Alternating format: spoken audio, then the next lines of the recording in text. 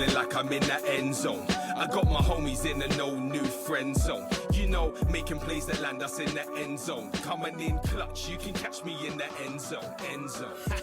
What is happening, people? And welcome back to In the End Zone UK, your home for all things NFL and much, much more. Week 8 was wild. 8 teams this week finished with wins of 18 points or more. Teams putting up big numbers, big points, and ultimately dismantling their opponents. It was domination across the board, and so this week's episode is called Blow Out Bonanza. And listeners, after a few weeks hiatus, we have a special person back on the mic. Big Dave is back in the studio. The Titans man himself returns just in time for the Blowout Bonanza Week 8. Big Dave, welcome back to the podcast. How have the last 3 weeks treated you? Been good. I'm sure the listeners probably thought that because the Titans are so bad that I've thrown myself off a cliff. I have not. I've just been working. Yeah, back for Blowout Bonanza, and ironically, the Titans got the back doors blown off them. So, very apt week. It is, and we'll get to talking a little bit about the Titans. I've had many a message from our listeners asking how Big Dave is doing. They want to hear from you all about your Titans. I know it's not been the prettiest watch, but people want to hear how you're getting on. So we will add that to the mix, and obviously we've got the Titans to talk about, so we can sort of do a last 3 weeks roundup of the Titans, which might be a little bit painful, might trigger some PTSD, but we'll get there. And also with us on the mic, we've got a full house today. We have got what will probably be another version of the smuggest, cheesiest McCheesehead on this planet after this game week, but we've got Lil Camo on the mic. How you doing, Lil Camo? Yeah, no, I'm good. I am all good. Not so smug, but just my usual amazing self. Yes, indeed. I say the smugness because the Packers put together a fairly decent performance as well this week, which we will also talk about. It's been long awaited, I think, for Packers fans because their standards are far too high for my liking. Nevertheless, we will get to it, and we may as well get to the first segment of this podcast, which is the game of the week. And this game of the week might not be the one that you expected.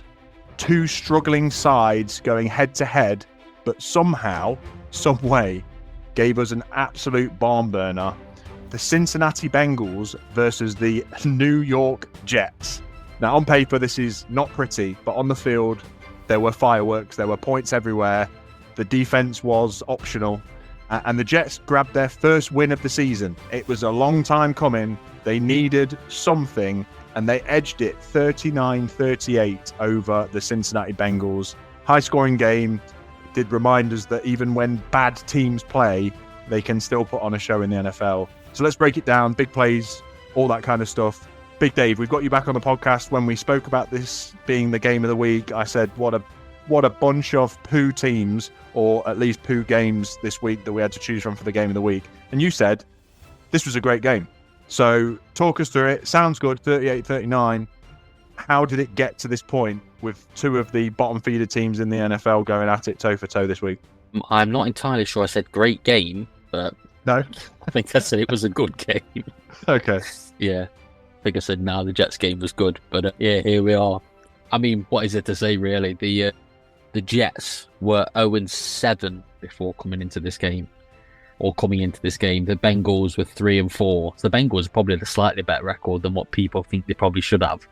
Yeah. But I don't know if that's because they've got old Smoky Joe Flacco as the quarterback. But it was a bit of a sling-off. And, the Jets hung in there. And the Jets actually put up 23 points in the fourth quarter to obviously win the game. And, I think I was at my missus when I was watching this. And I said, the Jets are going to win this game when they were driving down the field, because do you know what? The Bengals could not stop them. No, the Bengals defense looked awful. Yeah, I mean, both of them looked pretty woeful. The score finished 38-39. I'd give anything for the Titans to be able to put 39 points. I'd take 29 points at the minute, or probably even 19. And I think I said before this game, I was like, the Jets are probably the only team that the Titans could beat. I don't think they would.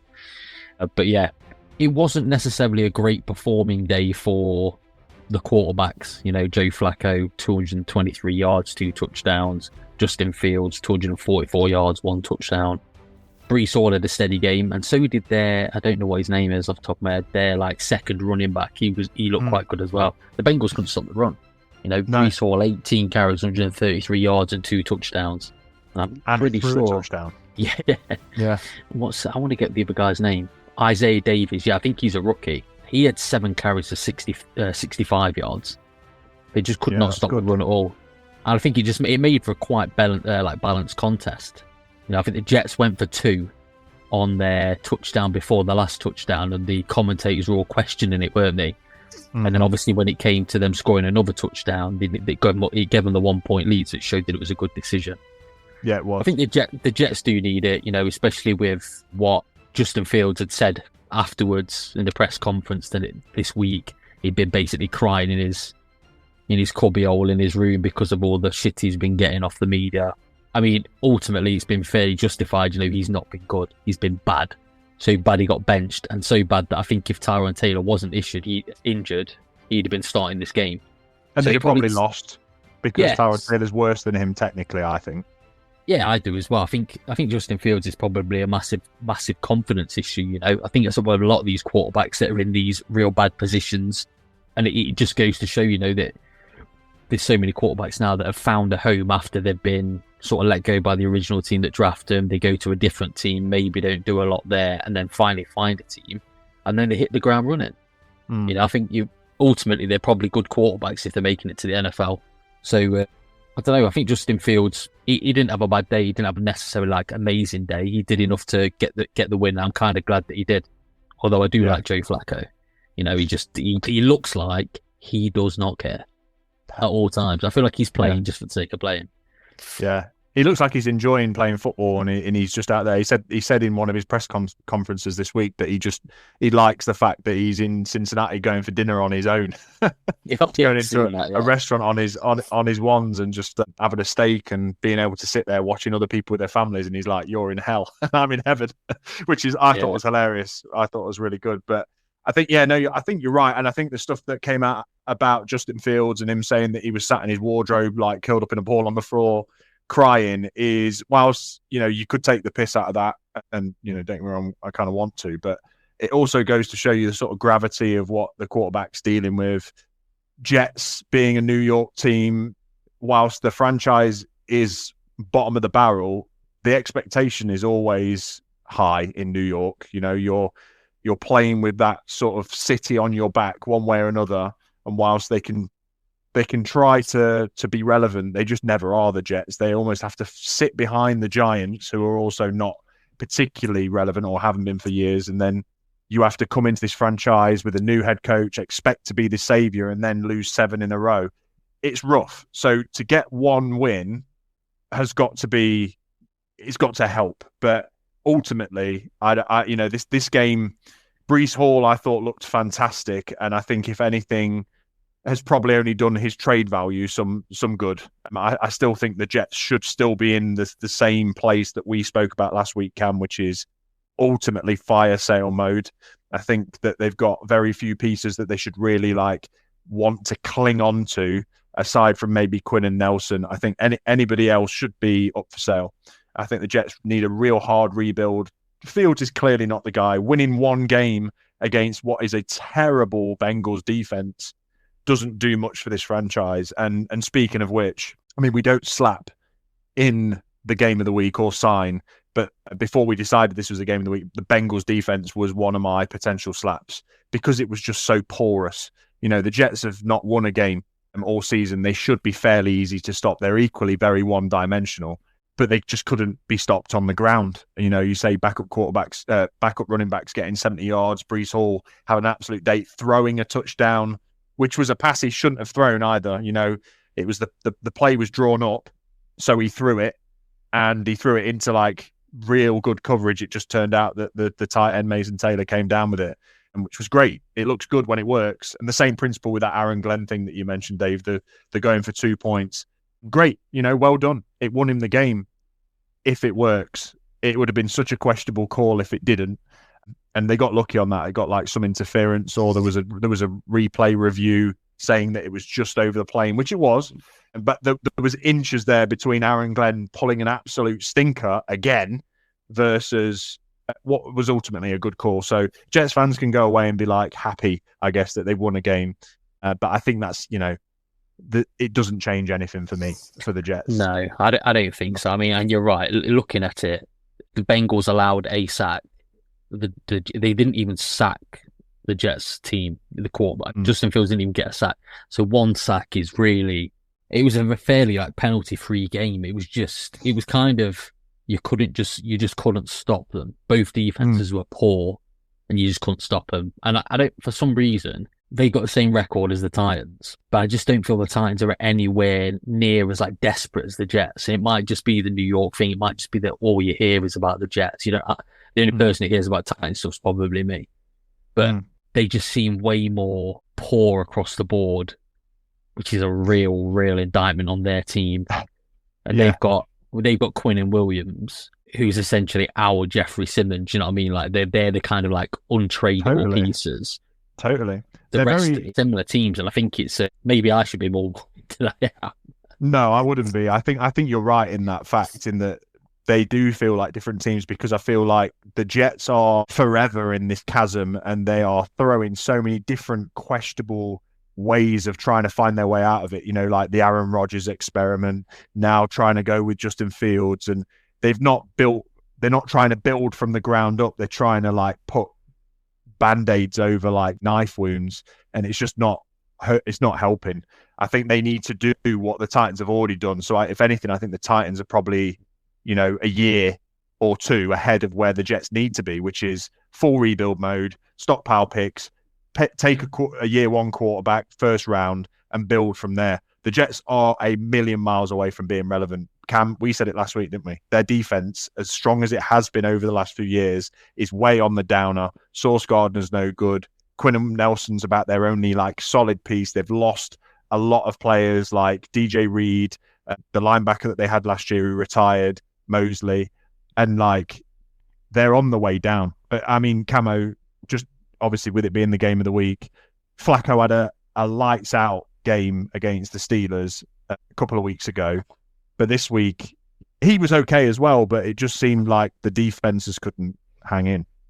Yeah, exactly that. And obviously, we mentioned about last week, the whole thing was just feed Jamar Chase. And the Jets obviously knew that coming in, but as you mentioned, neither team could sort of stop the run, stop anything.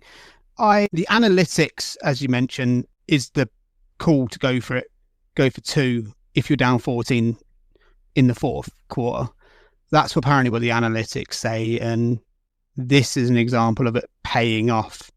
But both teams are just shockingly poor. Obviously, we knew coming into the season the Bengals' defense was a problem. Their only bright spot was Trey Hendrickson from last season, and he went down injured early in this game. So he was out. So I'm not surprised there was no pressure anywhere. But you know what? Fair play to the Jets. No team, in my opinion, should be conceding that many points in the fourth quarter. It screams issues left, right, and centre, and poor game management if you can't see out a game when you're up that much in the fourth quarter. So I would say ultimately they deserve to lose it if that's the way you can capitulate and collapse late on in games. And let's say for Breece Hall to be throwing a touchdown on you, it's a bad look all round. Two shockingly poor teams this season, let's be real about it. The whole Joe Flacco thing coming in, this is exactly what you're going to get with him. He's going to win you games. He's also an old man that is going to not be able to see out every single game, especially when it feels like their games have come round quite thick and fast, where they had that short week in the middle.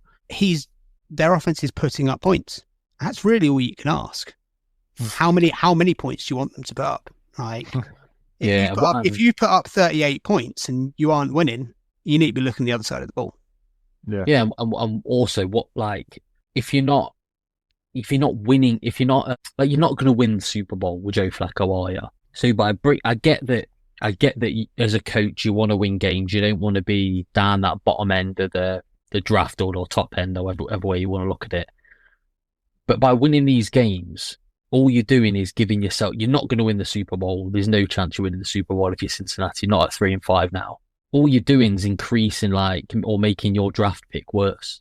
So you're getting worse players throughout the draft, and that's kind of why I'm not that bothered about the Titans losing, because we aren't a good team. And like we said in the car this morning, Dom, like if you're not winning the Super Bowl, you might as well get the number 1 pick. Yeah. You know, like, and the Titans are never going to win the Super Bowl especially with the team they've got now. So all the Jets have done, the Jets are in dire need of a quarterback. They need a new coach. That guy's not the one, is he? He's meant to be a defensive minded guy. Their defense is awful. Yeah. You know, so he needs to go at the end of the season.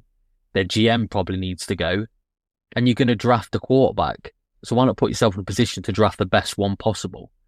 Yeah. Because at 1-7, you're not coming back from that. All you've done now is they've gone from being essentially having the number 1 pick to the Saints having the number 1 pick. That's it. There's a number of teams that are that bad. Yeah. Aren't they? So yeah. Well, yeah. I mean, the competition's hard. I want to get. I mean, this is so bad, but I want to have the worst record so that we can make the most of that pick, so we can trade that pick, get a load of draft capital, because that's what we need to do. You know, teams like the Saints, the Jets, the Browns. I mean, who knows what's happening with Miami? All these teams need a quarterback. You know, the Raiders. What the Raiders going to really roll with Geno Smith next year? They can't, by the way that they're playing this year. So there's so many teams that are going to need a quarterback. Minnesota, what are they doing? Are they gonna? Is JJ the guy? So I just think that if you're one of those teams in that position, and trust me, I know it sucks when your team does not win games. You want to get the best possible result at the end of the season, you know. So whilst I'm not happy being 1-7, I do think teams like the Jets, the Saints, the Titans, you know, all of them need to have the best pick possible. Yeah. It just sucks throughout the season. It does. And I was about to say, if you are if you are able to handle the heartache that comes with obviously obtaining the first pick, you obviously, once you get there, it's the ultimate silver lining. But to get there is 17 games of generally pure and utter pain, heartache. If you're able to handle that because you see the greater good, then it's all good. The problem is if you're like the Bengals, I mean, I would see it as Joe Burrow going down, probably not coming back till December. I would almost see it exactly how you're seeing it, Dave, is I wouldn't go, oh, let's go out and get a potentially old quarterback who could maybe just creep us into the playoffs, and then we can get Burrow back and win the lot. Like, I get that some fans would want that. And obviously Maka, one of our listeners, is a Bengals fan, and he was like, yeah, we got Flacco in, so he wants to see his team win. But in my eyes, I would be like, do you know what? This is a perfect opportunity and excuse for the Bengals to suck. And you go, look, we lost Burrow for the season. So, you know, do a Niners, like when they lost Jimmy G or whoever it was who went down, and then they Osa. You know, you go out and you go, well, one year we're ass because our quarterback was injured. This year we've drafted the best player available, and guess what? We got Joe Burrow back, and now we can roll towards a Super Bowl. So I think personally that's the way that I would, if it was my team, I'd like to see it go, instead of watching even though he's good, and I do like Flacco, I just wouldn't want to watch somebody like that hobble in and try and win me 6 games, you know? Well, he's good. They're going to have to win the division, aren't they? If they wanted to get into the playoffs, they're going to have to win the division. And let's be fair, they're at 3-5. The Steelers are 4-3. The Steelers have got a better team than them. The Ravens are going to make a run. As soon as Lamar comes back, they're going to make a run. They're not going to be negative from the AFC. So, and then the Bills and Patriots are getting in. So the AFC North is probably going to only have one team. Yeah. Because you've got to think the AFC West, you've got the Chargers, Chiefs, and Broncos that are all playing well. You know, the Colts are obviously going to make it. I don't know. It's rough in it, but I think you just need to. Because do you really want Joe Burrow playing after he's had toe surgery? You want him done for the year, don't you? Like you kind of have to write your season off if that's what you're. And they need players. They're not good enough to. They're not good enough to. They're good enough to fluke away with Joe Burrow. They're good enough to fluke their way to a Super Bowl, but they've got the defense to win it. They need help on that side of the ball. definitely. I say with the Joe Burrow thing for me, it's also not like these guys are on the end of their contract, so actually your team's going to completely change next season. They've just locked these guys down to long, so actually you can forego this year and get the better pick, which will put you in a better position. Other teams, like say, if it happens to them and they're trying to salvage something because actually all of their good players at the end of their contracts said they're not going to be there next season. That's one last hurrah. Yeah. One last. This isn't that. So the Bengals could certainly capitalize on a better pick. It ain't nice, to get absolutely mollywopped every week. It's not nice. After like 5 years, you kind of get used to it, But I actually don't think there's a way my team ever wins more games than loses. I think it's just set in stone. Yeah. That's a definite tough place to be, but all I can say is it's like anything in life is that day will come, and imagine how much sweeter it will taste when you are winning games after such a long time of like suffering. Just winning one game's like me winning the Super Bowl. Good. I mean, that's our game of the week. 39 to the Jets, 38 to the Bengals, and we move into our fan favorite part of the show. We move into slap or sign.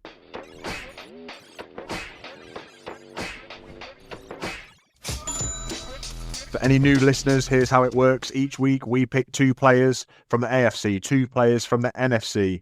They either get a slap for a dreadful head-scratching performance, or they get a sign for balling out and being the kind of player that we would want in our own teams. Camo, I am going to kick off with you, and I want us to start in the AFC, and we're starting rough this week. We're starting with the slaps. So get your front hand or backhand, however you slap, ready, and I want your AFC slap, please. Okay, cool. I'm going to slap the Steelers. Basically, for a bit of a continuation, it wasn't for this game in particular, but a continuation of what we were just discussing. And it is that division and the fact that I don't think they've capitalized on the Bengals losing Joe Burrow, the Ravens losing Lamar Jackson. I don't think the Steelers have capitalized enough on that to absolutely take that division away from the likes of the Ravens when Lamar comes back from his injury. The fact that that division is still close is a bit of a joke, to be honest, when you see who is playing football there right now. And as for this week in particular, obviously it was the Steelers versus Packers matchup, the Rodgers versus the Packers matchup. And for a Packers fan, it was a nice watch. Absolutely, Jordan Love took the game over in the second half. At one point, went 20 straight completions with 3 touchdowns in the mix. And the Steelers defense just couldn't contain the pass. They'd done a good job of shutting down the run, although Josh Jacobs still got in for his touchdown like he does nigh on every week. But yeah, this game was all about Jordan Love throwing the ball and finding receivers that were just wide open. But yeah, my slaps go into the Steelers for just not capitalizing on the situation within their division. No, fair play. And you make a good point with that, because if they had any chance of grabbing hold of the scruff of the neck of the AFC North, that would have been the way to do it. They haven't, and it's probably going to come to roost, especially if Lamar gets healthy and the Ravens do go on a run. I am jumping in here, Camo, because I am also slapping the Steelers. I've got written down, I'm slapping the Steelers kit, because it was one of the worst things I've ever seen. That Steelers, whatever it was, bumblebee, retro-y, horrible outfit I thought was grotesque. But actually, I've got kit/defense, because they have got so much money on this defense in the likes of TJ Watt, Cam Hayward, Highsmith, Patrick Queen, Darius Slay, Ramsey. That defense should not be being beat by Romeo Dobbs And whoever, I can't even, this is the problem. I still, even now, can't name you Packers receivers. Josh Jacobs, obviously great running back, but they shut him down and I think that was their game plan, is stop the run, but don't stop the run to the point of getting passed all over.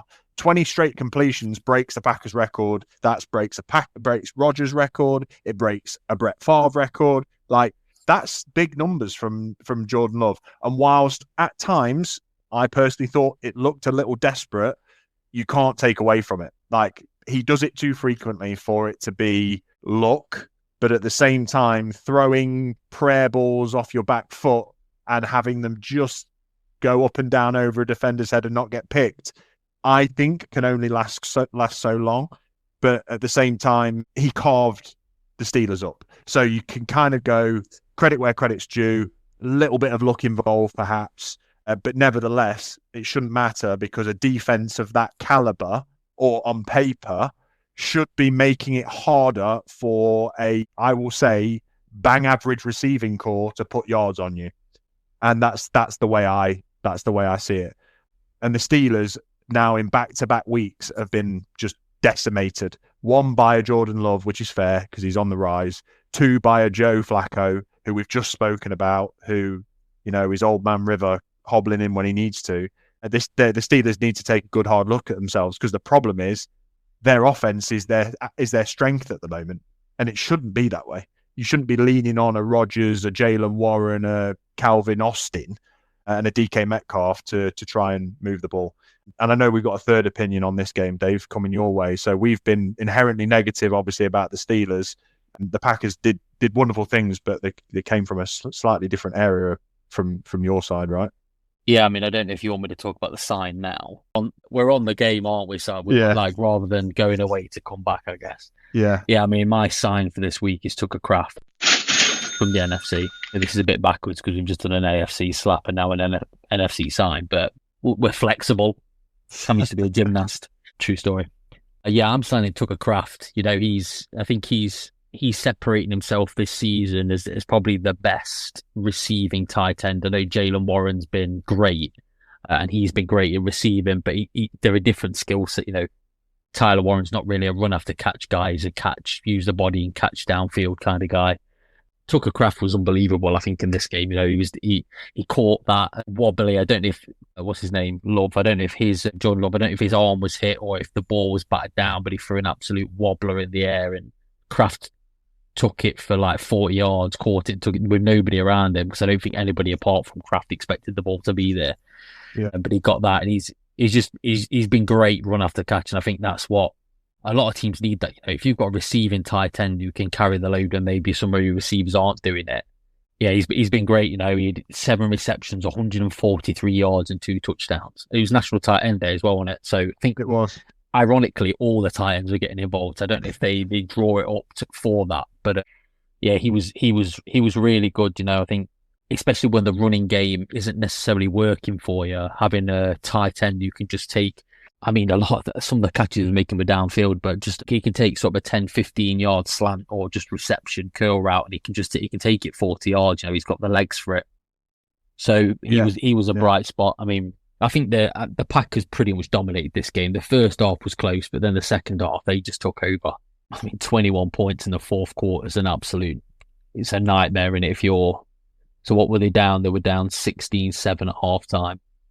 This was another tale of the Packers essentially trailing for a large proportion of this game and then coming back and finding a way to win it, which, again, it sounds like I'm bitter about it. I'm not. It's just more about what I've seen of the Packers this year. Apart from their opening 2 games, the Packers have had to chase a win, but they've always found a way to do it, which is the sign of obviously a great team. But they were trailing in this game, and it felt like tough sledding for a large proportion until Jordan Love locked the fuck in.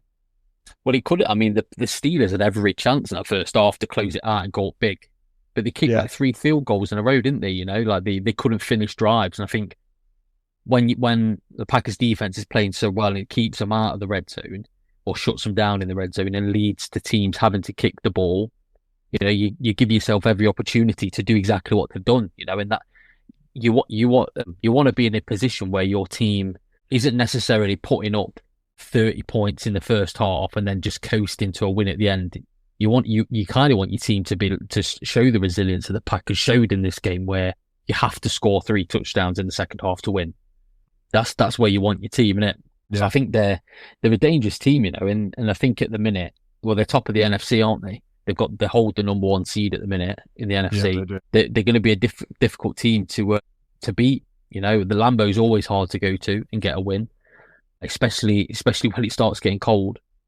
And I think it was a big game for Jordan Love, to show that he is the man there, and Rodgers is old news, old hat. I bet LaFleur loved it, didn't he? I bet he loved every second of it. I bet he did. I hate him. I think he's a knob. But yeah, it would have definitely been a very, very nice, as I say, Cam's smug. It would have been a smug win for the Packers to be like, we knew we were going to move on from Aaron Rodgers, and now look. It's like, look what we have. Aaron Rodgers never completed 20 passes in a row for the Packers. And they'll all be standing there, sweeping their head to one side, eating blocks of cheese, playing with themselves. Look, as a Packers fan, it was obviously nice to see the successor win the game. But in this game, it wasn't Rodgers that was the issue. Rodgers wasn't bad, and he hasn't been bad this season. So it's sort of a nice win-win. Because, yes, we've managed to successfully move on from Rodgers, and that was never going to be fun. But to see him still actually playing ball to a certain level, you don't want to see people like that go out in a bad light. No, that's very true. That's very true. But yeah, I mean, ultimately, the Packers won this one by 10 points. It wasn't a total blowout, 35-25. There was some nice moments from Rodgers, some nice moments from Love, but with Dave also throwing in the sign of Tucker Kraft, a tight end having nearly 150 yards and 2 touchdowns. He's done that twice already this season. He's very strong. He's very good at receiving. He could be one of the best tight ends in the league right now, if not the best, in terms of consistency. The original slap was at the Steelers defense for allowing that to happen. You've got a team that's built to essentially stop teams, and that's how it should be. I think, again, the experiment of bringing in Jalen Ramsey, whilst he's played well in flashes, he's also been absolutely destroyed in flashes. I think I would still have rather had Minkah Fitzpatrick on this team than him at safety. I think he cleans up a lot of mess that can be made by cornerbacks. And I just think that the Steelers have made some bad decisions, bad defense, probably bad investment in particular areas. I see them being far less relevant than maybe everybody thought they were going to be sort of 3 weeks ago. I think they could get dominated quite easily right now. I mean, if you're going off bad decisions, the fact they let the George Pickens relationship get to what it was for him to go to the Cowboys and look like one of the best receivers in the league. Yeah, also true. There's a few bad decisions kicking around there. Also true. It would have been really interesting to see him with DK in the hands of Rodgers. That could have been equally as powerful as, how he's probably looked in the hands of Dak. So, yeah, definitely. Okay, moving on. So, I guess we go to... Well, I've got to do my AFC slap, Hannah. So, I'm going to slap the Browns defense. You need to explain your work. Yeah, so the Browns lost. They got dumped on 32-13 by the Patriots. And I know people are going, but Myles Garrett had 74 sacks. Not interested. When you give up 422 yards, you're getting a slap. I was originally going to slap the quarterback, Dylan Gabriel, but I think it's more on his defense than him. He didn't necessarily have that bad a game, He wasn't great. He had 2 interceptions and 2 picks. But I think he's a rookie quarterback, and the Browns, I guess, have a good defense on paper. If you look at some of the names that they've got on paper, they're a good defense. They've probably got one of the best ends in the league in Myles Garrett, and he proved it that game when he got 5 sacks. He had a great game, and they finished with 6. They sacked, not Mac Jones, what's his name? Drake May. They sacked him 6 times. So in terms of getting after the quarterback, they were doing it. The question is then what happened to, they had 177 rushing yards, the Patriots did. That's 245. Yeah, if you can't stop the run, how are you meant to get after? I know they've gone after him a little bit, but how are you meant to get after the quarterback to where you can impact the game? Because 6 sacks to me, if you look at that, you're like, that quarterback must have been running for his life. Not really. He's still 245 passing yards, and he could put 32 points on you.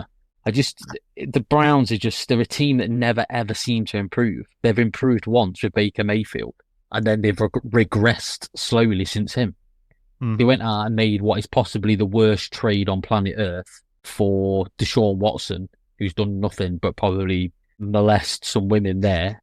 He's done absolutely nothing. He's got injured because he was fat and overweight when he came in.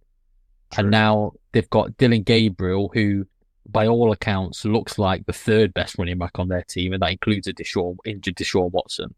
Maybe it is time to give Shador Sanders a go. I think it is. I think they've got nothing to lose to at least throw him in for a game.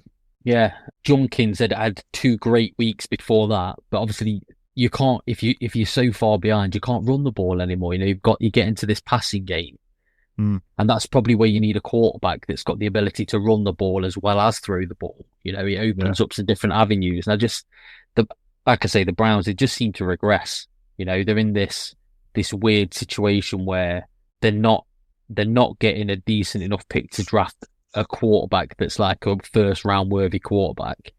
And then they mess it up by drafting that Dylan Gabriel and Shador Sanders in the same draft. Awful. And it looks like Shador Sanders is probably going to be the better of the 2 quarterbacks, and he was drafted like 6th round or something, wasn't he? He was, he went in the 5th. Yeah, it's madness. It is. I mean, we've spoken about this since the draft, and we've spoken about this since last year. The Browns find every which way possible to Browns it up. And even on a day, where generally speaking, the Browns defense is good, today it looked awful. And it allowed what is a red hot Patriots team to come in and do everything it wanted to. 282 yards over passing, 3 touchdowns for Drake May, 177 on the ground, like you said, Dave. Like, that is pure and utter domination. There's no, that's basically, you can do what you want on us. And it's bad. It's bad. The Browns, there's no hope for this team. It's so weird. Like, yes, okay, they've got 2 wins rather than the Jets 1, and the Saints 1, but they're no better than these teams. They've actually just got one incredible superhero of a player. And I may as well do what you just did, Dave, and just like throw a spanner in the works, because my AFC sign this week is Myles Garrett. Because if you sack the quarterback 5 times, that's elite moves. Like, that's almost never been done. I think there's a handful of players who've had 5-sack games. So I'm calling out such an individual effort. But do you know what I was thinking when I was watching it, and when I was like, yeah, I am going to sign Myles Garrett, is exactly what you've just said, Dave, is that as good and as great as you can feel about a Browns defense with a Myles Garrett on it, they still lose anyway. That it never gives them the satisfaction. You can never turn around and be like, yeah, the Browns defense wins them games. It doesn't. It keeps them in close games, yet they still lose. And that is the narrative of the Browns. So you can't even be like, well, at least it's worth investing and keeping Garrett in the team. It's not worth it, because you still lose. NFL's all about wins, and you still lose. And the only thing I'll say about this sign for Myles Garrett, which I'm very happy to do, and obviously it's my choice, 5 sacks is incredible. He has 112 and a half sacks before the age of 30, which is like 10 above any other player. We're talking TJ Watts and any player in the NFL ever. He is leading the league in sacks before the age of 30, and he'll probably continue to do so because he's a specimen. My massive issue with him is one that I've raised every time we speak about the Browns, is I'm disappointed in the guy. I'm disappointed that he chose the biggest of bucks to stay in the poverty franchise that is the Browns, instead of, and I wouldn't even care if he did, jumping ship to the Chiefs or the Ravens or the Niners and going to win a Super Bowl and getting 5 sacks there. That would be where you'd go and go, amazing work, Myles. You take that $8 million less but you still take $40 million a year or whatever it is, and you go and play for a team where you are going to be the man that wins them the Super Bowl. Look at Micah Parsons. The Packers have been in games where he has been the difference already this year. And that has been a win column versus a loss column against the Cardinals, against, I can't remember who the other team was, but in a tight win, he came through. Cowboys, I guess it was a draw, but he stopped a game-winning touchdown in that game because he's Micah Parsons and kept them relevant. Myles Garrett could be doing that for a team that is a championship team, and instead he's just taken the money, and that makes me feel sick. No, agreed. Like I said, I've lost all respect for him. I don't want to see him get to the Hall of Fame because I think you need to win some. It's so hard because he's now obviously got the most sacks under 30, all of this. But like I say, what's it all for?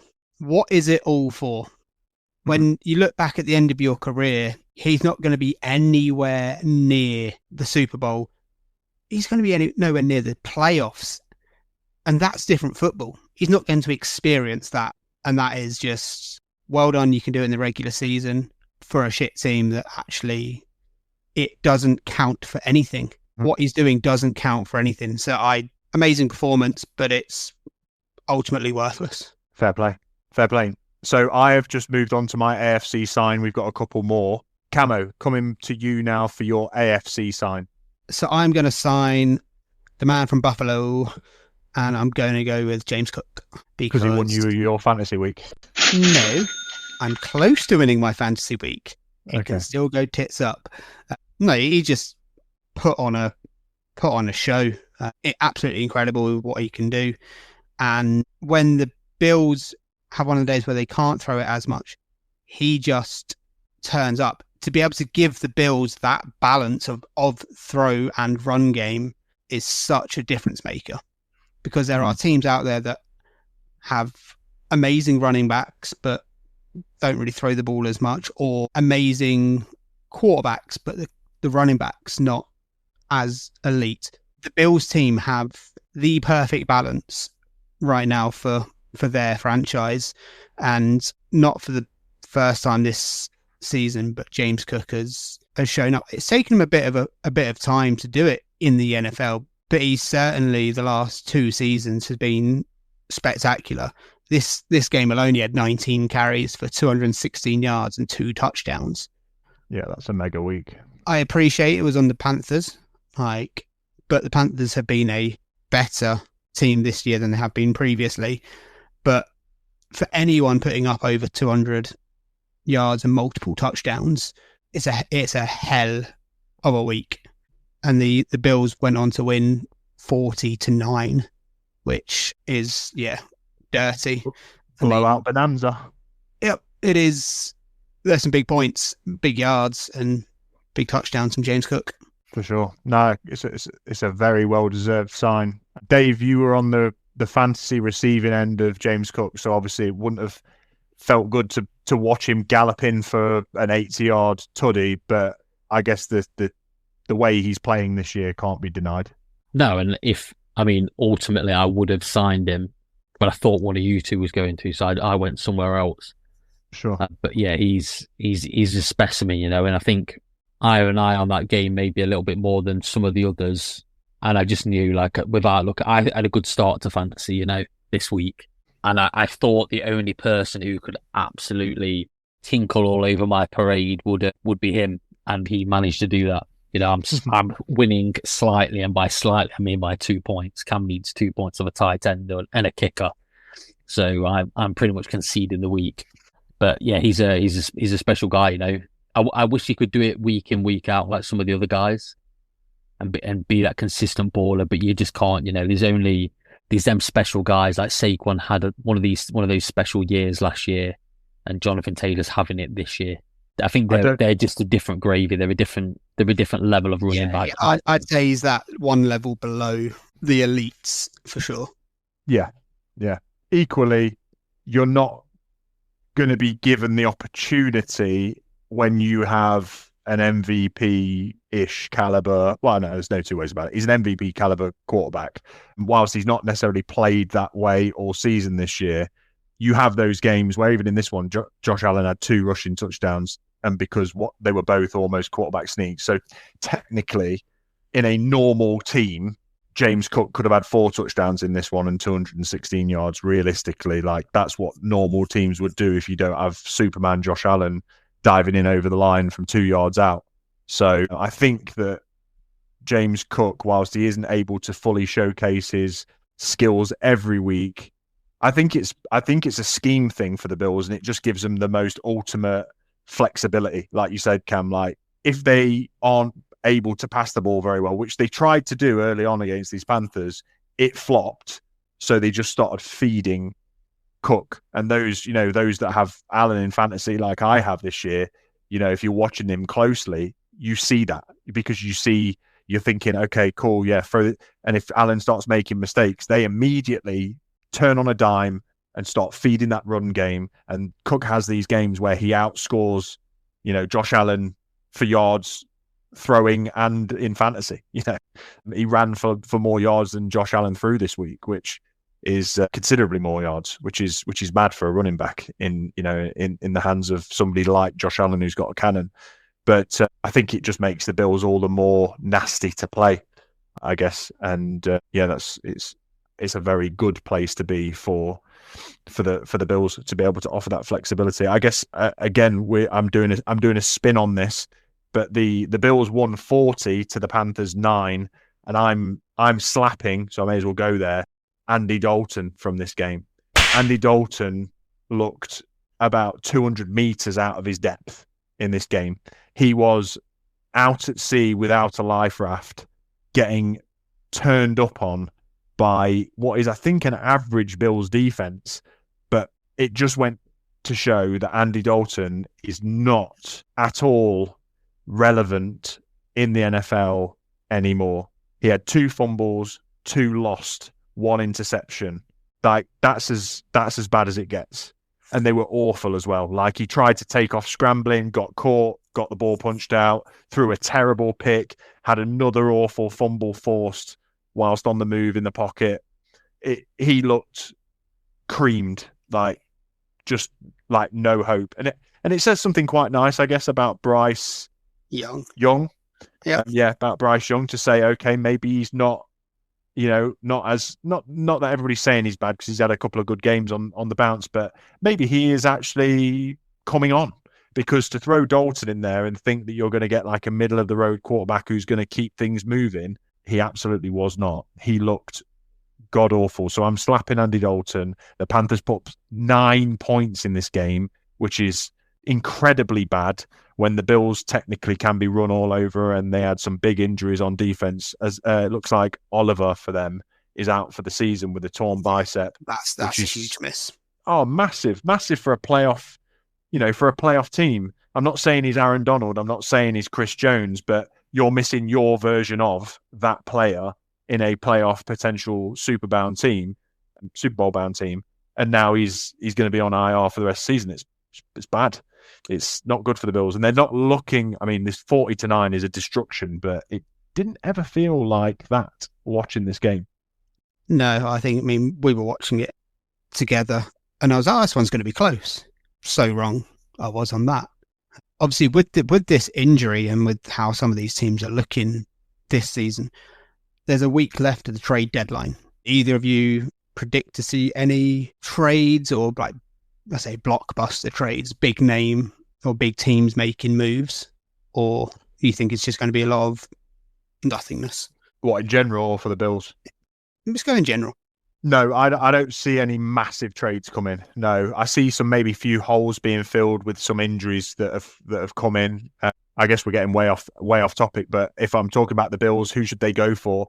They should try and get a bona fide number 1 receiver, especially if they're not going to have the firepower on defense. They should probably try and fill the hole that, what's his name? Oliver. Yeah, that Ed Oliver's now going to leave because that's a big hole. But if I was the Bills, I'd be trading for Wilson from the Jets, the receiver from the Jets.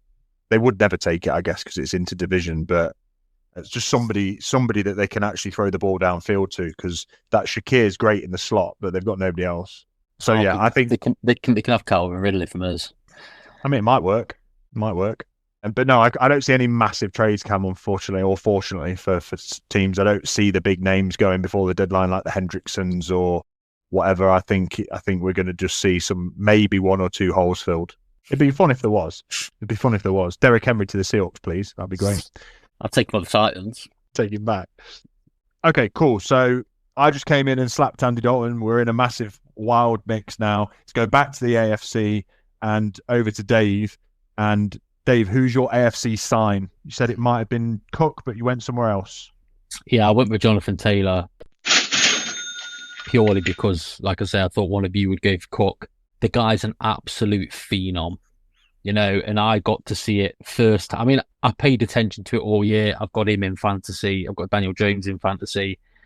And I knew that they were going to absolutely blow the back end out of the Titans this week again, which they've already done this season. They're probably put nearly 100 points on the Titans in 2 games. But yeah, Jonathan Taylor, absolute specimen. I think he's the first player. Did they say he was the first player in NFL history to have 4 consecutive games against one team scoring 3 touchdowns? Right. He had 3 this week again, 2 rushing touchdowns and a receiving touchdown. The receiving touchdown was essentially a touch pass. So it's like a jet sweep, but the quarterback passed in front because I'm sure he probably wanted to pad his stats as well. But yeah, Jonathan Taylor had 153 yards on 12 carries. He averaged 12.8 yards a carry. He's just special, had another 20 yards receiving. And he played probably about 30 seconds of the fourth quarter. Right. And then they sat him, which again came to my dismay because I needed the game to be close because I needed the points for fantasy. So if the Titans could have mustered more than 14 points, I'd have been happy. But yeah, I mean, he's an absolute specimen. The Colts won, obviously, 38-14 against my Titans. That takes them to 7-1 and us, ironically, to 1-7. Yeah, I mean, it wasn't close. I mean, it might have looked close at 10-7 or whatever it was before they then just thought, you know what, we're going to bang a load of points on them. We scored with about 3 minutes left in the game to take it to 14. But Daniel Jones has been unbelievable. And I know we spoke about this morning, but I'll throw it out there to Cam and see what he thinks. The MVP's got to be Daniel Jones or Jonathan Taylor, right? Oh, absolutely. Right now, I'd say it's got to be Jonathan Taylor, with Daniel Jones, if you're still going back to these old days of, could easily been comeback player of the year a few years ago before they changed the rule. Jonathan Taylor, for me, is that Colts. He sets everything that they are. So for most valuable player, it's Jonathan Taylor. You think? I mean, absolutely. I'll obviously back Daniel Jones because I do have a soft spot for him. And the fact he's breaking Colts records when you think that the Colts had Peyton Manning and Andrew Luck. He's not throwing any interceptions. He's been unbelievable. And the fact, if you Chief homeboys out there can literally suck one. There's no way Mahomes can't possibly be the MVP when the MVP is about being the most valuable player. The Colts were an absolute dumpster fire last year with Jonathan Taylor, I might add. The only thing that's changed on that Colts team is the quarterback. They stayed the same coach, same defense, same running back. The only thing that's changed is the quarterback, and they're 7-1. Mahomes was in the Super Bowl last year. How can he be the MVP when his team's third in that division? You know, so I don't want to hear anything about Patrick Mahomes. But my point, I mean, we're going off topic a little bit, but Jonathan Taylor's unbelievable. You know, I agree with Cam. Like he'd an 80-yard rushing touchdown. You can't stop it. And that wasn't like him just having an open field. He broke through the line of scrimmage, broke a tackle, and then outran, I guess is the correct England, outran a cornerback and a safety. Yeah. Who were in front of him. He just ran around them. You know, it was an unbelievable play. The fact that he has got every single checkbox ticked for a running back that you could possibly ask for in terms of elite speed, elite power because he can break tackles, amazing vision. He's everything. The only thing that I don't see him do a lot of is pass protection. But who's looking at that? I don't know. I think for everything that you would ever want from a explosive point scoring running back, he's got it in spades. And the fact that you said, watching him break for that 80-yarder, I think even the commentators, you could hear him being like, "Oh, Jonathan Taylor," they expected him to get like pushed out at some point. They were like, "Malik Hooker's coming in to make the tackle," and he just ran past them and like stayed strong. He could have easily been like pushed out or tiptoed on the line, but unbelievable. And it's not even those big plays. I mean, those big plays are the ones, they're the money plays for him. But as you say, he goes 12 yards. Like he will just move the chains on a quarterback draw, like a running back draw. He can just power through the middle of defenses. I was going to chant MVP when you said his name, Dave. I personally, as much as Daniel Jones, obviously great, he's done a lot. He is a great player this year and has changed the franchise because he is the common or the uncommon denominator that's changed within that team. I think that the individual powerhouse that Taylor's been every week, 3 touchdowns, week after week after week, to me just takes the pressure off Daniel Jones a little bit, allows him to play with a bit of... Yeah. And I don't disagree. I think we saw that I was saying this morning that he's been blessed to play with the 2 best running backs that we've seen outside of Derrick Henry. Let's take Derrick Henry out of it since 2020. That was Jonathan Taylor's rookie year. Yeah. He's played with prime Saquon Barkley and prime Jonathan Taylor. Like you can't ask for a better. He's in the perfect situation for him, and I think Jonathan Taylor can just. He is, like you say, he can do it all. He can receive out. He's the closest thing to Saquon Barkley from last year that we can get. They're very, very similar players, built the same, run the same, and they can both receive out the backfield and just they can make. Yeah, he's probably not got the flashy moves that Saquon's got, but I don't think Saquon's got his speed. I think Jonathan Taylor's quicker. I agree. I agree. Yeah, like I say, you don't do the spinny moves or the jumping over people, but he's an absolute stud, and I think I'm glad I've got him in fantasy because he's won me quite a few weeks. I think he's had 4 3-touchdown games this year. Yeah, it's mad. I think he's one behind. I think LT's had 5, so he's one more behind him. The thing to me about Jonathan Taylor that I like is the fact that he's managed to come back. Because obviously, when he was first in the league, he was having extremely good games like this. Then he got injured, but for him to take a couple of seasons to actually come back and be this good, be better than he ever was, says a lot about him as his character and is that to continue putting in the work and grind to come back and get better week in, week out. I think he's just quite cool, good dude. Yeah, I mean, he had 1,400 yards last year. He had 11 touchdowns last year. And he's already at 12 this year, halfway through the season. Yeah, I mean, I saw some stats from him earlier. The least amount of yards he's had this season is 83 yards or 85 yards. But he had 3 touchdowns on that day. His stat line is disgusting. 66 yards and 3 touchdowns. It's disgusting what he's doing. It is, yeah. It's the fact that he's had 3 rushing touchdown games 3 times this year. And he had 3 touchdowns total against the Titans. He's an absolute monster, and like I say, I fortunately have to see him twice a year, which ain't great for my team. He's a nightmare for any defenses to face, to be fair. Okay, cool. I mean, Dave, whilst we're on the topic, obviously the Titans lost 38-14. Is there anything else you want to... We're in the Titans mode. Is there anything from the last 3 weeks that you want to share? Like, since you've not been on air, we spoke about, I think in the last podcast you were on, you were begging for the head coach to get fired. That has come to fruition. You've obviously lost some games, but you also won a game. Just anything that might not be, but anything you want to sort of like, just tell us about the time. What are you feeling about the Titans, I guess, rather than anything you want to say? How do you feel about the Titans? What do you want? What's the rest of the season look like for you? I think it's just about it's about development of Cam Ward, isn't it? I think that's ultimately the only thing you can want as a Titans fan. We're obviously, like, Cam's just sent me a thing as we were talking. Then we just traded away our slot cornerback, who was actually one of my favourite players, just I'm not happy about, to the Rams. Who? Roger McCreary.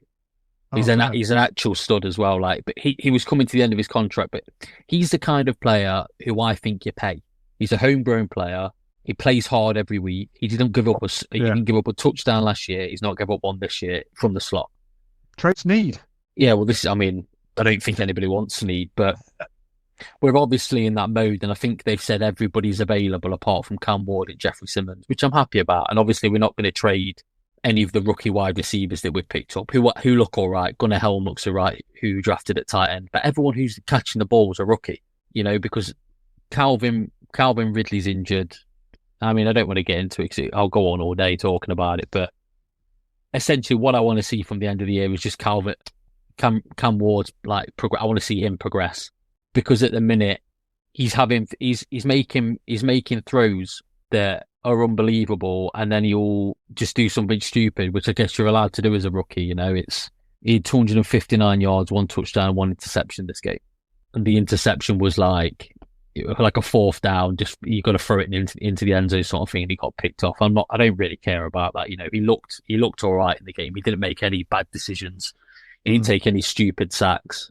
I'd just like him to take he doesn't want to run with the ball. That's what pisses me off probably about him. Right. He doesn't want to he'll step up in the pocket, and when a running back will just take them 8 yards and get the first down, he's not doing it. He'll try and force a pass in somewhere, and that's sometimes when he gets intercepted. I'd just like him to run and get 6 yards and then just make the next play easier, and he's not doing that. So I think that's what he needs to learn to do, and just take essentially what's available to him. Right. But I'm not worried about him being the quarterback of the future. I think he's got a passer rating of QBR quarterback rating of 71, which is like middle of the pack, which is better than some good quarterbacks and not as good as other quarterbacks. So I think he'll be all right.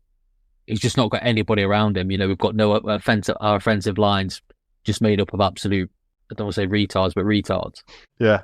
It's hard to see any. That's what I mean about, I don't want us to win games. As winning the Cardinals game gave us some hope for some reason, but essentially we didn't win it. They just gave us essentially a Tyler Lockett touchdown in the end zone. They gave it to us. Yeah.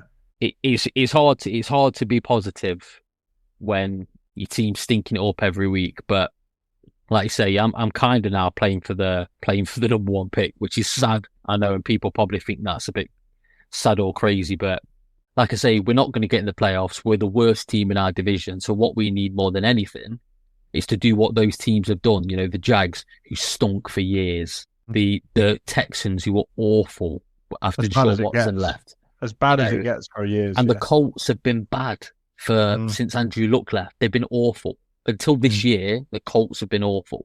And how have they built them teams? How have they built that staunch offensive line at the Colts? Draft picks, so we need to essentially get the best draft pick that we can possibly get. Hopefully somebody will trade up and try and get a quarterback, and it will just give us more draft capital. That's all I can really say on it. Wise words from a man in pain. I mean, it's not even that bad, and this is for anybody who doesn't do fantasy football and has essentially got a team that sucks like mine. Doing fantasy football makes watching football way more pleasurable. Because if all I had to do was the Titans get dicked on every single week, I would be hanging from a tree. Yeah. But because I've got fantasy, it made the beating not as bad because I had Colts players in my fantasy team. So I wasn't cheering for them to score touchdowns. Possibly I was. It makes watching other games enjoyable, so you don't just have to focus on the pain of your team. So next year when we do the In the End Zone league, if you're not already in it, and for those people that are in it, thank you for actually sorting your teams out and being competitive, and just getting a fantasy league if you're not in one, because honestly it makes watching football way more pleasurable. Because if your team wins, if the Titans win, I don't give a flying monkeys what happens in fantasy. But if the Titans lose, I'm all about fantasy and you can get that semi morale from fantasy. Cam don't care because the Packers always win. So win or lose for Cam's a great time. But I've got the complete opposite from you. I've said to Dom, fantasy, give or take for me. My enjoyment comes from watching the Packers play football, not a bunch of people that I've picked in a team, but it does give you that complete something to watch, something to look at, sort of. And especially with you've said it. If you're not bothered, trade a CD Lamb. If you're not bothered, would you? Do us a favour. you could have had him this week. Put the trade in. That's true. But I think you said it every year though. Like you like watching certain players with a bit different lens, like a different lens on. Like when you had Mahomes for that season, you watch him differently to how you would if you weren't gaining anything from it. That's what I love. That's what I love about fantasy, because it does actually make you and help you dial in on other teams, not necessarily to want them to win, or certainly not to beat your own team unless you're in the pain hole like Dave is, but like you just appreciate. I think it's just a deeper appreciation for football, because if you're watching, yes, okay, Cam, you want your pleasure out of the Packers. We're going on a massive tangent here, but you want to get your pleasure out of the Packers. You're lucky enough that you generally do get that, because you've never been in a position, apart from when you've had like a Rodgers injury, you've never been in a position where they've not even made the playoffs. You know, they've always been top tier. So you can kind of sit there with your, as you said, expectations sky high, and not care about fantasy, even though I know that's bullshit, you do care, and not care as much about fantasy, because your team will always keep you in that high. For me, I'm exactly the same, and I know that you are as well, in the fact that if the Seahawks win, I would lose fantasy 17 games of the season if it meant the Seahawks win every week. I would eat my cereal with the wooden spoon that we win or lose, whatever you call it, that you are given if you lose the fantasy league. I would happily, gouge my eyes out with one of those wooden spoons if the Seahawks won a Super Bowl. It would be amazing.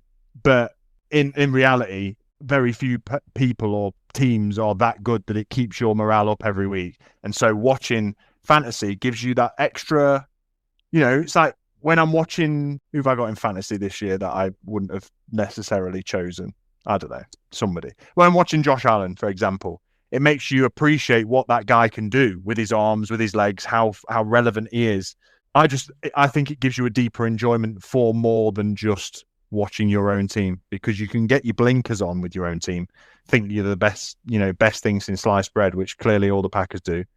And I don't think it's quite the same as spreading the wealth. Yeah, I think, like I say, I've never had the position of watching a team that has had a winning season. How sad's that? Never. So I don't know. It must, when the Titans win, it's like, I don't know, it's a good feeling. You know what I mean? So to have that every week, I'm sure it's actually pretty good. I bet it's great to be a Bills fan, to be a Chiefs fan, to be a Packers fan. This season, to be a Seahawks fan. Yeah. But it could, I don't have that, so I get that enjoyment from fantasy. So this comment is for only people who follow shit teams like me. If you're a Jets fan, a Giants fan, I don't know, a Saints fan, Raiders fan, Browns fan, it's a good time to be a fantasy player. It might just keep you off that train track. That's all I'm saying to you. Yeah, exactly. Good. Okay. Nice. So we hear the final thoughts on the Titans and Dave's fantasy vicarious living, which is definitely needed at times. And we're still in slap or sign, but we'll continue. We continue into the NFC. We've already had Dave's NFC sign from Tucker Craft. But Camo, who are you signing from the NFC? I am going to sign from the NFC. I'm signing the Bucs defense. Yeah. The Tampa Bay Buccaneers. They didn't have, this season has been all about Baker Mayfield and the emergence of Emeka Buka. Baker Mayfield's been lights out all season. He didn't have that sort of game this week. But my days, did their defense come up to play?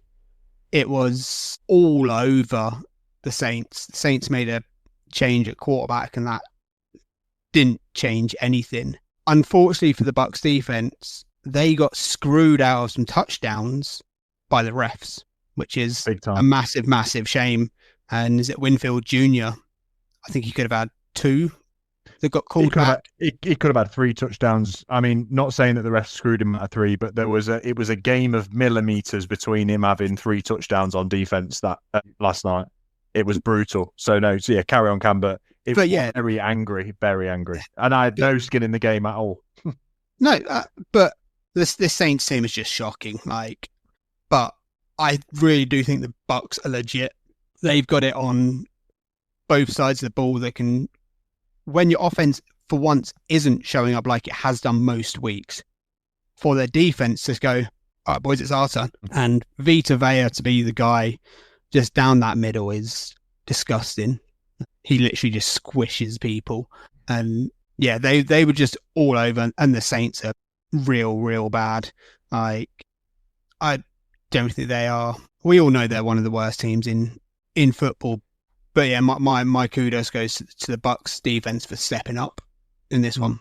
Like, that was it. Sure. It doesn't matter how bad your offense is for like the Saints. The Bucks defense is better. So all credit just goes to the Buccaneers defense for me this week. I really enjoy how they play football. Yeah, this game was a weird one. It finished 23 to the Bucks, 3 to the Saints, which is god awful from the Saints' perspective. But there was I guess with the touchdowns, there was one touchdown that was essentially disallowed. That's the only way you can call it. Is there was a forced fumble that Winfield picked up, took to the end zone for a touchdown, and they called it back because a ref had blown a whistle prior to him going into the end zone. It was like an accidental early whistle that they had to adhere to, even though every single player finished the play. He was still being chased into the end zone by Saints players. Nobody had given up on it. So technically, irrespective of the whistle, he'd scored the touchdown, and they had to bring it back, which I thought was criminal. A criminal for the player for making such a great play, a good return. But they had another one for him where they marked him as being touched down with a fumble recovery before he then ran another one into the end zone. And the touchdown was, as in being touched down, was questionable because he was mid-rolling. He'd not necessarily secured the ball either. So there's 2 touchdowns just for Winfield himself. But this game was a weird one, Cam, because obviously as well as the Bucs played, I thought the Saints defense looked awesome as well. And they shut down Baker Mayfield. The Saints actually had more yards in this game. They had 275 versus a pathetic 212 yards from the Bucs. So, both defenses played very, very well. The difference was the turnovers because the Saints turned the ball over 4 times. So, yeah, I mean, just bad all round. But it was an interesting one to see the Saints shut down Baker properly for the first time this year. The Lions sort of did it, but the Saints shut him down. And do you know what? It's interesting because the Saints shut down Tom Brady the same way when he was at Tampa as well. It's almost like the Saints know the recipe to really stifle the Bucs. And Demario Davis is a king, by the way. That guy is like a missile through the gaps to stop running backs. He had one of the best games I've seen from a linebacker this year. Phenomenal. Dave, something tells me you've got something to say about this game. I'm actually going to withdraw it, and I've got something else to say about a different game. Okay, all right. Well, then, in which case, the Saints quarterbacks, they're in a bad spot.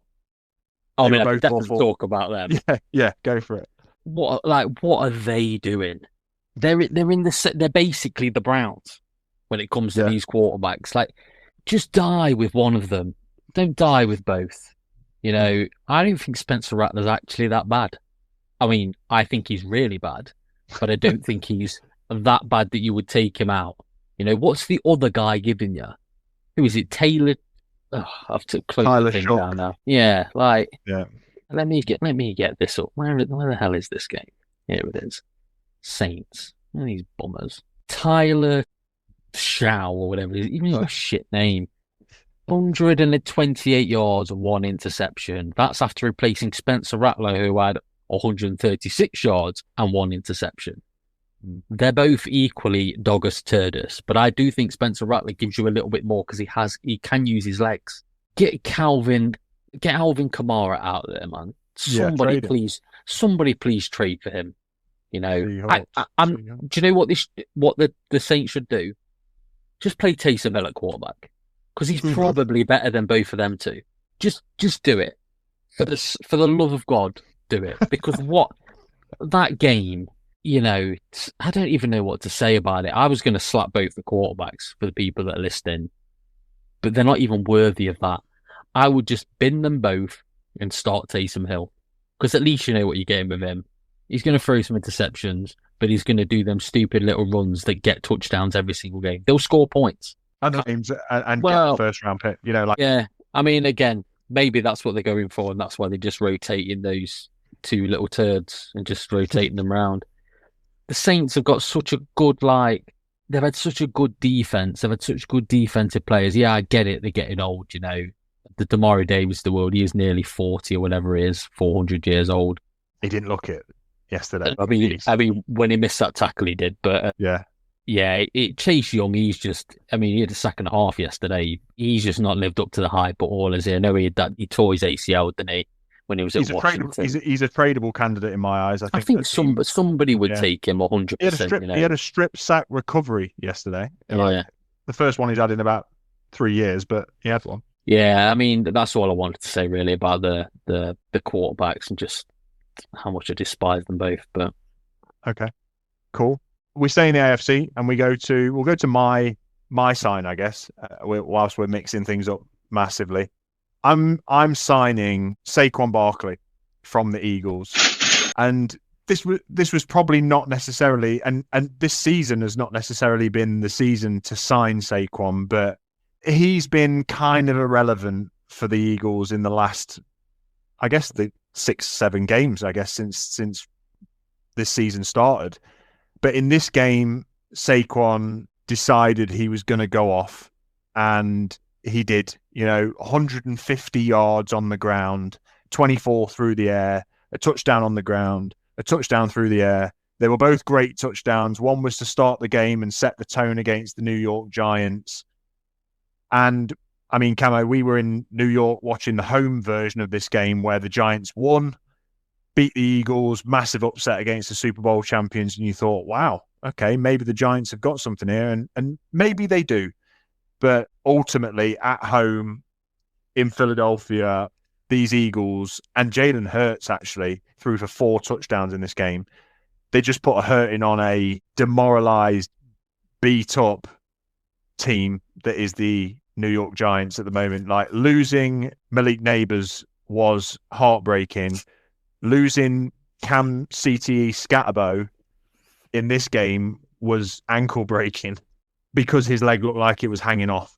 And the problem with players like Scatterbo that is a possibility every week if you're just going to run at something like you are a man possessed, with essentially no regard for technique or personal health, safety. Those things are possible. And in this game, for people who do not or don't know, the Eagles won 38 to the Giants 20. It never looked close. The wild phenom running back for the Giants, Cam Scatterbo, destroyed his ankle in a what looked like a mundane tackle, but just really didn't look good. All the Giants down on one knee praying for him. He's out for the season. Jackson Dart did what he could to put this game on his back. 193 yards and a touchdown through the air and a touchdown on the ground. He's looking like a reasonable, functional quarterback for this franchise, which I do really like. And so the overall outcome of this game was what should have happened. The Eagles won. Saquon played a great game. Jalen Hurts played a great game. Everything was good, apart from that damn tush push. And we were talking about this earlier, Dave, weren't we? And there is no winning with this play. And I'm not going to go into it massively because I've done two rants about the tush push over the last 4 weeks. But this was poor. Essentially, the Giants found a way this week of beating the tush push, and that is rip the ball out of Jalen Hurts' hands as he's moving forward, trying to breach the line that isn't the goal line, the line to gain. He did that whilst Jalen Hurts was still in motion, still moving forward, yet the refs had blown the play dead a microsecond before, apparently, which I didn't even hear, which negated the strip fumble of Kayvon Thibodeau, which in that moment would have been a turnover, game changer. Giants receive the ball. And they still can't officiate the turnover of the tush push right. It just feels like no matter what you do to try and combat this just abomination of an NFL play, it it always comes out on top, and it pisses me off. Yeah, well, this folds nicely into the reason I changed my slap. I'm slapping the refs, specifically from this game, but also from the Bucs game. because Nice, yeah, you're nice. right. They are, excuse my French, and if you need to beep it out, beep it out. They're fucking it up. Every single week, they are messing up plays. And this was another one. You can hear it on the live broadcast of that particular play that you're talking about. This is what the tush push has never really bothered me until this, I guess. And it's not so much the tush push that bothers me; it's more the reffing it. They push forward, it stops. They push forward again. The ball gets stripped out. Then the ref blows it dead. The ball is out. The ball is out and recovered. Then the whistle blows. You can hear it on the TV. Mm. And then and that's why I think Brian Daboll was so snapped about it, because the ball was well and truly out and recovered before they blew the whistle to blow the play dead. Mm. And they still didn't give the Giants the ball. It's blatant cheating. Then, after that, they throw the ball, Dart throws the ball down the field, Slayton catches it. They give a pass interference call on the offensive player. And then when he does push off, but before that, before he catches the ball, the defender is holding his wrist. Mm. Like, it is a blatant pass interference call on the Eagles, which you can see on replay, but they blow it against the Giants. Either don't blow it or blow it before he's caught the ball and has pushed off. And we obviously spoke about the Chiefs one from either last week or the week before, where Mahomes overthrows Travis Kelce. The ball lands on the floor. Kelce throws his arms out, and then the ref throws a flag. Yeah, It's blatant. I can't wait for them to be replaced by AI. that's a really good shout, by the way. I've never heard of that take, but when you sent it into the chat last night, I was thinking that is actually the only way, obviously subject to AI being governed so that it can't be manipulated, but that is the only way that you can get a, what's the word? Neutral call. I mean, there would have to be some leeway in it, because it would be calling holding on every single play. Like, they need to be allowed to. I think they need to be allowed to hand fight. Like, I'm not saying that you can grab a receiver's arm or his jersey, but if they're pushing each other, let the play play out. Like, if the defender's holding an arm so he can't catch the ball, that's pass interference. But if they're pushing each other, like a little bit of pushing and shoving, let the play continue, and whoever catches the ball. If you don't catch the ball, they don't catch the ball. But you can't impede him by stopping the one part of his body that he needs to catch the ball. And then when he does catch it, then blow a whistle on there's too much officiating. Like, they need to be able to reverse these calls. If he's picked the ball up in the case of the Bucks, if he picks the ball up, the ref blows the whistle, but nobody stops, and they all keep playing, and he scores a touchdown, retract the whistle. It's not affected the game. I was trying to explain it to you earlier when I can't remember which game it was, where it might have even been on the early game this week. The ref blew the whistle by accident. All the players stopped apart from the quarterback and the receiver that got the ball, and they scored a touchdown. And they let it stand and said it was an accidental whistle. Like, how can you do that if everybody stopped? Yeah. I'm just sick to death, and this may sound like a bit of a rant. I guess it is. That's the whole point of this segment. But I'm so sick of the refs deciding games, the unfairness that you get, that some teams get against other teams. There needs to be a way of reviewing it. And like I was saying to you, in basketball, you get one review per half if you're a ref. So if your player gets fouled and they don't call it, you can challenge it. If it was a foul, you get the foul. If you don't get it right, you lose your ability to challenge for the rest of the game. Yeah. There needs to be, like, why did they stop letting them review the pass interference calls? Yeah, it's a good idea. Let coaches challenge them. If they're wrong, they lose the ability to challenge. So you're not just going to challenge anything and everything. Yeah. You're just going to challenge the ones that are blatant. Sure. Yeah. And it can't go to the refs on the field who have made the call, because they don't want to reverse calls because it makes them look bad. It needs to go to an independent guy who doesn't work with the refs, who's not part of the ref circle, who can be like, actually, mate, that's a shit call. Yeah. And that's the only way you can make it fair. But until they do that, agree. Like, they brought the AI in to do the measurements on the stadium, even that takes too long. Like, it should be How can I watch tennis and it show me where a ball landing flying at 100 mile an hour lands instantly, and on cricket On a line. Yeah. on a line? How can it show me that instantly? Yet it takes 5 minutes for them to be like, we're going to a review. Like, what? Just show me on the TV screen where the ball went. It's not that difficult. Yeah. How can they do it with a tennis ball, which is an eighth of the size of an American football, and get it perfectly right? Yeah, they can't do it with an NFL. It boggles my mind. The NFL makes more money than any other sport, and it can't get that right. Yeah, it's true. It's so annoying. And it didn't. None of them even involved my team, but it's so egregious, man. Like, it's blatant cheating when you can hear the whistle blow after something's happened, and they're like, "Nah, we blew that dead." No, you didn't. Why? We can all hear we can all hear it. But, yeah. No, I absolutely. Football's great, best sport in the world. No, absolutely, Dave. I do agree, and the slap to the refs is a good shout, because it has so much implication on some big moments in big games that need to be reviewable. You know, there's been historic or infamous, I guess, moments in playoff games where things have just been called wrong, and it's the difference between a Super Bowl sometimes, which is wild. So yeah, okay, cool. That's NFC? I went with sign. Cam, you've signed. Cam, hit us with an NFC slap. I don't know, sort of lost a bit of momentum in this slap, and I actually think I'm slapping the Falcons. I'm not sure if it's their defense or their offense, solely on the fact that they got absolutely destroyed by the Dolphins. They lost 34-10 to the Dolphins, and at one point I was thinking of possibly maybe signing Tua, but I couldn't quite bring myself to do that. But the Falcons, they're just such a frustrating team. They've got every chance to go on a good run, make the playoffs. I know in this game they didn't have Penix Jr. at quarterback, so Kirk Cousins came in.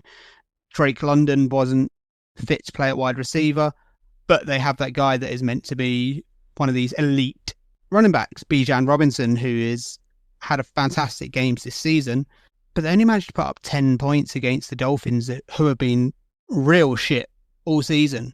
And when I say sort of got destroyed by the Dolphins, Tua threw for 4 touchdowns on them. And this is no word of lie. They said, coming into the game, Tua's got an eye injury. So Tua, who has mush in his brain, is now not able to see, and yet still throws for 4 touchdowns on you. It's just a real bad look for how inconsistent they've been. They can go and win. What did they beat the Bills? The Falcons? Yeah. That means nothing if you can't follow up and you lose to the Dolphins. Like, they're not even. It's shocking. They're not even in that position though, Cam. That's the problem, which accentuates your point, is that they went and beat the Bills, fantastic. They then go and lose essentially a running back off to the Niners, who are beat up, and the only thing they've got healthy is Christian McCaffrey.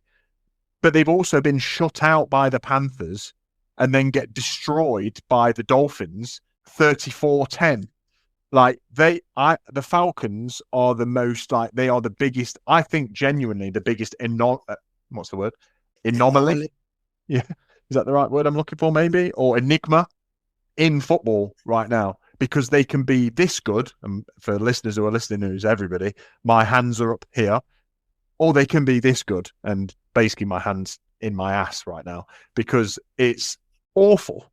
Like, they could be phenomenal when they're firing on all cylinders. Bijan, Drake London, Kyle Pitts to a certain extent. Their offensive line's decent. Their DBs are class. Even getting a little bit of tasty pass rush from the new Tennessee pass rusher Pierce Jr. and the other guy that they got from in the draft in the first round when they doubled down and took 2 first-round pass rushers. They're getting something good. And then the next breath, they're being shut out by the Panthers. They're being dicked down by the Dolphins in a one-eyed tour. Mental. It's poor. I don't understand the Falcons, mate. You're absolutely right in just, I don't know who you're slapping that scenario. You just no. Them? Them? Just them? The And Falcons. I say, I for some reason want the Falcons to be good. They're just Nah, not. I Like don't like they are only good when they get Bijan. They throw him out on the flat, and he takes it for 60 yards. In this game, he had 25 yards. Yeah, it's really poor. So yeah, that's where Interesting. my slap's gone. Okay, Falcons slapped. Now, considering we have gone around the houses, am I missing anything? Am I missing any slaps? For the listeners, we have taken this all over the place. I think we're covered. I think we've slapped and signed one way or another. So I'm going to call it there and say that the slap or sign segment for this week is done. It was a good one. Enjoyed it. A lot of conversation, a lot to be spoke on. I guess what I'll do quickly is touch on the games that were not touched on so far. We had a Thursday night game, which was, and I'm surprised there was no slaps involved in this for the Vikings. You take it all the way back to the Thursday. You take it back to a Carson Wentz-led Vikings getting their pants pulled down by the Chargers. Chargers win 37-10, and this was terrible. Carson Wentz is not the guy. He threw for only 140 yards and a touchdown and an interception. He had a fumble, which was recovered somehow by a miracle by his own team, whereas the Chargers just kept on rolling. Three more touchdowns for Justin Herbert, 117 yards on the ground by Kamani Vidal, who nobody knows who he is, but he's emerged as their number one running back because of injuries. They did everything they needed to do. Their defense shut Vikings down, and the Vikings are in a really bad way. They're in a really bad place. And I don't know whether we want to get into it because I don't know how much there is to say, but is there anything you guys want to say about the Vikings specifically? I think we know what the Chargers are. I think we know that they're essentially just a good team that on their day can beat other good teams. But the Vikings, I think, they're really on their way to a pit of misery. Oh, I think they made a massive mistake.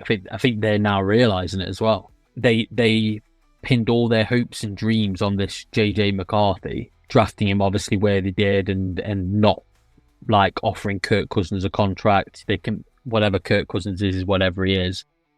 But to have what they had last year with Sam Darnold and not bring him back thinking that JJ McCarthy, who by the way didn't play a snap his rookie year because what did he do? His ACL? Yes. So he did his ACL. How many practices do you think he did that year? He did none, wasn't he? No, like actual physical reps. So it'd have all been mental stuff. He's then been named as the starter this year, got injured again. What is it, his ankle? So he's probably been out there taking actually no reps either, outside of what he did in pre-season, the training camp and all that. And he's put together one quarter of good football. So I reckon they're now thinking, why did we not just keep Sam Darnold? Yeah. There's nothing. Sam Darnold right now, you would absolutely be thinking that. Yeah, Darnold for 90% of last season. Yeah. You'd have been thinking that.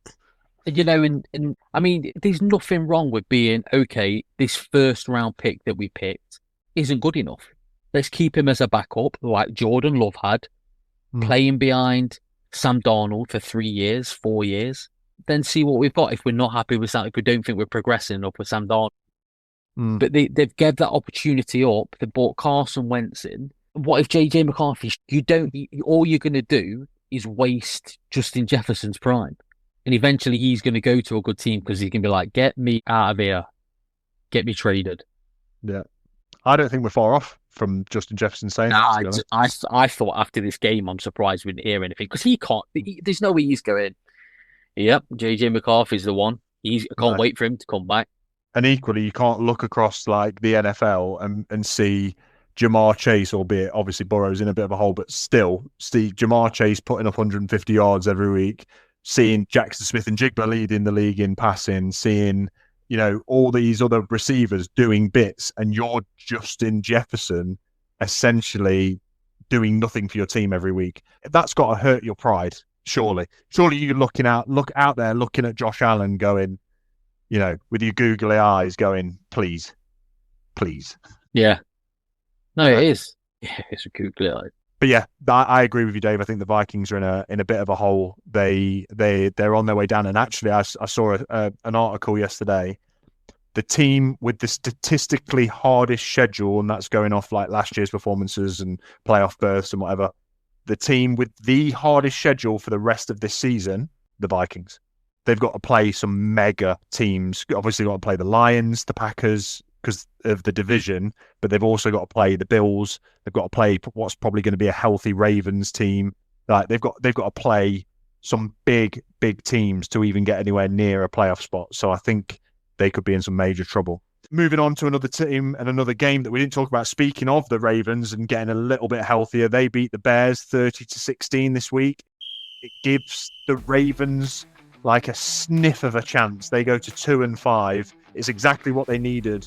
With Lamar out again for another week, they needed that win just to keep some form of hopes alive. If anybody can do it and win 10 games in a row, it's Lamar.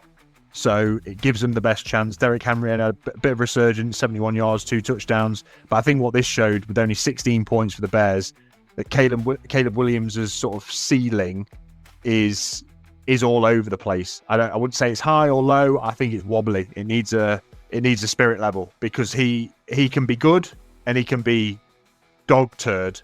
And whilst Dave, you mentioned that the coach of the Bears has definitely settled things in and made them a better team, I still don't know how individually good Caleb Williams actually is, no matter how well he can be coached. I think, it's again the same sort of principle. I'm not saying you bench him because he's not that bad at all. He's had some flashes, but you kind of have to go, how good is this player that we've taken in the first round? And do you stand by it come rain, come shine? I think you have to. I mean, what's their record? They're doing okay. They're 4-3. Yeah. And like you say, he's in his second year with a new head coach. I think that Ben Johnson's going to be unbelievable. I think he's going to be the next Sean McVay. Right. It looks like everything's dialed up. I think the team looks quite good. I know they didn't play well necessarily against the Ravens, but it is still the Ravens. Even with Snoop Huntley, they're still the Ravens, aren't they? They've still got a good defense. They're still relatively solid. Yeah. I think Caleb Williams. I think he'll be, like I said, he's in his second year. I kind of don't want to judge people until they're in like the fourth year, when they're in like a steady. I know that's probably a bit condescending, is that right? But I've just said that the Saints quarterbacks are shit, but I think they're in a different category. Like Caleb Williams was the number one pick. Yeah. I think he's obviously got that kind of potential. Otherwise, he wouldn't have been drafted number one. Let's just see what he's like maybe in a year's time when he's had a full season under this Ben Johnson and they continue to build the team around him. Because the Bears are obviously a much improved team from last year. Yeah, they do look better. They definitely do look better. They're making better of their opportunity. Their defense looks nice as well. Yeah, I think they need a solid running back, get a decent running back in there, continue to build that offensive and defensive line. And they've got good receivers. Remy Dunze's good. They've got DJ Moore, is it? Yeah. Yeah, so they've got that Loveland at tight end who they took for the first pick or whatever they did. Let's just see. I'm not really ready to roll over on him yet. I mean, I don't like them. I think the Bears are a stinky-ass team, but I do think there's hope there. Yeah, no, it's definitely more hope than they've had in a few years, I guess. And I didn't realise their record was 4-3, so it is positive. Keeps them giving themselves a chance in that division, which is a very tough division. Next game we'll talk about very quickly because it was, I mean, offensively pretty good from CJ Stroud, but the Texans played the Niners at home. The first team to beat the Niners in a little while. They moved to 3-4. The Niners go to 5-3 in a stacked NFC West. But Stroud had probably the best game of his season against a beat-up Niners defense. He threw for 318 yards, 2 touchdowns. But this Texans defense partly made me feel really good about the Seahawks because we played them the week before. We shut them down. We put points on them, and we didn't play our best football by any means. But this Texans offense had its way with the Niners defense, and their defense essentially shut down the Niners offense. So it kind of showed a full disparity between how the Seahawks dealt with the Texans versus how the Texans dealt with the Niners. But I think it was a combination of what had to happen for the Niners eventually. They had to come up against a roadblocker team that was just schematically not good for them to win against, because they've done amazing things with the injuries they've had. Like the Niners have played unbelievable ball, but they couldn't get past the CJ Stroud-led Texans, and their defense came to play. They were swarming all over Mac Jones. Again, still only got Mac Jones. George Kittle had a touchdown on tight end day. When does he not? So yeah, Texans and Niners was a good game. And then finally finishing with a game that, I don't know, again, could it have been not game of the week candidate necessarily, but the Broncos put 44 points.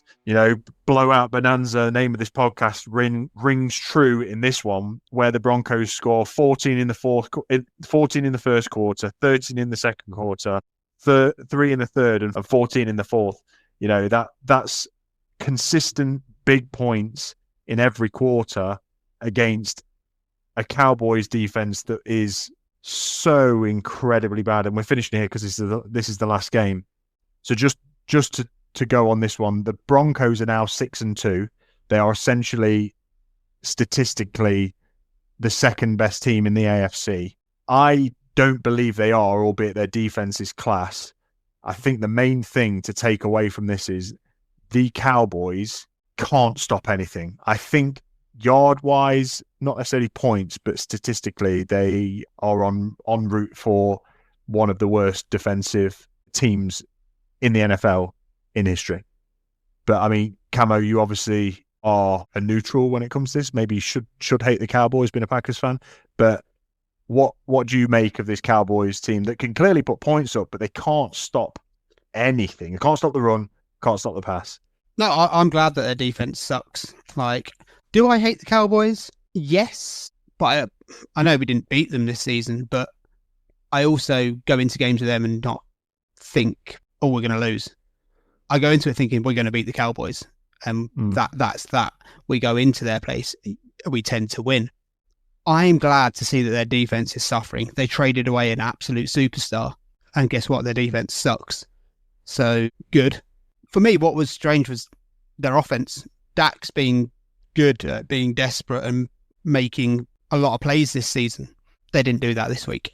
They couldn't really do that this week. I mean, the thing that says everything about the Broncos defense, even with Satan being out for however many snaps it was in this game, the Cowboys, I think, getting a bit of a reality check.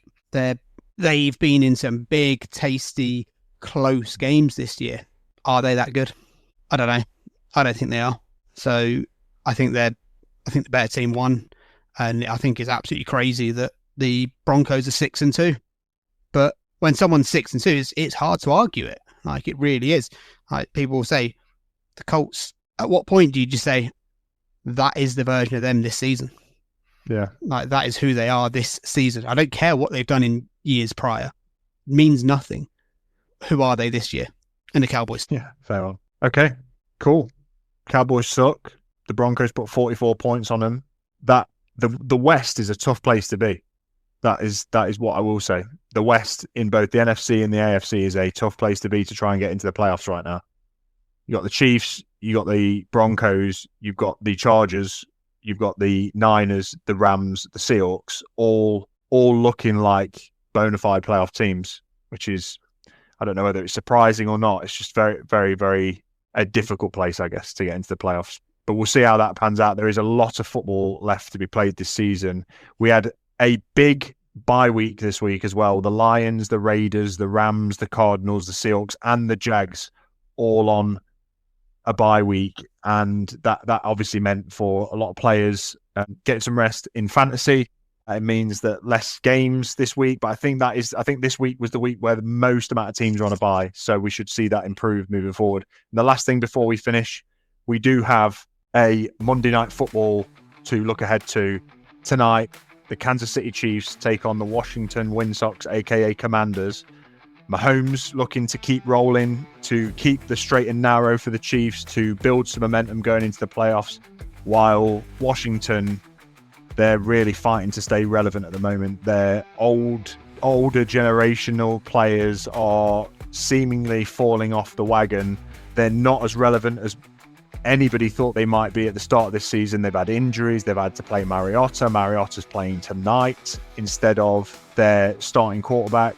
And can the Commanders make it a game, Dave, this evening, or are the chips too far stacked against them with Mariota at the helm? I think with the way Mahomes is playing at the minute, I don't think they've got much of a shot. the Chiefs are playing really well at the minute. There's no denying that. You know, you've just got to utilise his legs as much as possible and try and Mariusa away to winning a game. But I wouldn't be betting on them. I don't think they've got much hope. Sorry, it's at Arrowhead as well, so there you go. Makes it even harder for the team to go in and win. It's a tough place to go on the road. Camo, Monday Night Football, Chiefs, Commandors. No, it's the Chiefs. Chiefs taking it very, very comfortably. I mean, yeah, I think Commanders put up less than 13 points. Okay. I think the Chiefs are going to put on a quite nice show tonight. And yeah, Travis Kelce tight end day continue maybe. Who knows? Possibly. Good stuff. Okay, we will see. I'm sure if you look out on our in the End Zone UK socials tomorrow, you'll see the result, some comments about the game. But for now, that's a wrap. Blowout Bonanza, game week 8. Big wins, big scores, big statements, big blowouts. And massive shout out to both yourself, Dave, and Camo, having a full squad on the End Zone podcast. Make sure, listeners, you check out In the End Zone UK on Instagram or on X. Send us some messages. Let us know your thoughts. They're always well appreciated. Until week 9, this has been Blowout Bonanza. Thanks for listening. Peace out. See you guys. Laters. Peace.